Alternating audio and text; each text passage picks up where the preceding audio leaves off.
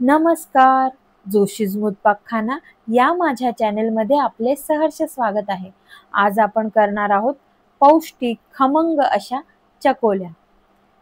धो धो पडणारा पाऊस आणि गरम गरम वाफाळती अशा चकोल्या खाण्याची मजाच काही और. इथं मी तुरीचे डाळ दाणे घालून शिजवून घेणार आहे. चकोल्याची तयारी करूयात. 1 कप कणिक घेतले आहे. चवीनुसार मीठ, हळद, लाल तिखट, 1 चमचा तेल घालून छान असं मी एकजीव करणार आहे. थोडे थोडे पाणी घालून कणिक भिजवणार आहे. थोडेसे तेल घालून कणिक झाकून ठेवणार आहे, जेणेकरून कणिक कडक होऊ नये.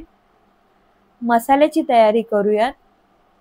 इथं मी सुकं खोबरं, लसूण, जिरं, कोथिंबीर पाणी न घालता बारीक असं वाटून घेणार आहे. इथं मी भिजलेल्या कणकेची पोळी लाटून घेतली आहे. सुरीच्या साहाय्याने चौकोनी आकाराच्या चकोल्या कापून घेणार आहे.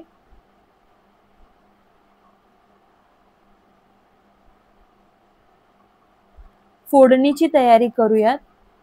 तेल गरम झाल्यास मोहरी, कढीपत्ता, हिंग, हळद,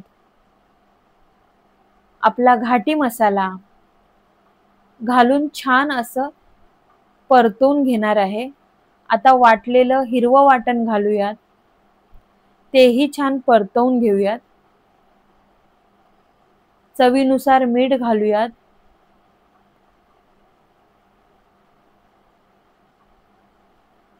दाणे घालून शिजवलेली डाळ घालूयात. छान परतवून घेऊयात. गरम पाणी घालूयात, जेणेकरून आमटीस उकळी लवकर येईल. साधारण 1 ते 2 मिनिटानंतर आमटीस उकळी येते. आपण यात तयार केलेल्या चकोल्या घालूयात.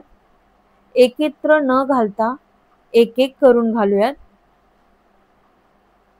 यामुळे त्या एकत्र गोळा होणार नाहीत. बघा, 4 ते 5 मिनिटात तयार आहेत आपल्या गरमागरम अशा वाफाळत्या, चविष्ट, रुचकर, खमंग चवीच्या चकोल्या. तुम्हाला ही रेसिपी आवडल्यास नक्की करून पहा आणि आपल्या आवडीचा कोल्हापुरी मसाला नक्की ऑर्डर करा. धन्यवाद. व्हिडिओ आवडल्यास लाईक, शेअर, सबस्क्राईब जरूर करा.